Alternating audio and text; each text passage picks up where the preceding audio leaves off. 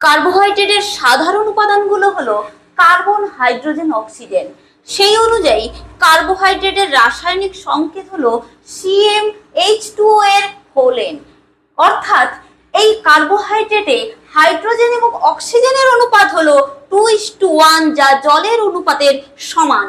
কমপক্ষে কার্বনের সংখ্যা হলো 3টি, অর্থাৎ 3টি কার্বন থাকতেই হবে কার্বোহাইড্রেটে। 2 থেকে 10টি যদি সরল শর্করা থাকে তখন তাকে বলা হয় অলিগোস্যাকারাইড। 10-এর অধিক সরল শর্করা বিশিষ্ট কার্বোহাইড্রেটকে বলা হয় পলিস্যাকারাইড। গ্লুকোজের সাথে গ্লুকোজ সংযুক্ত হয়ে গঠন করে মল্টোজ। গ্লুকোজ এবং গ্যালাক্টোজ যুক্ত হয়ে গঠন করে ল্যাকটোজ।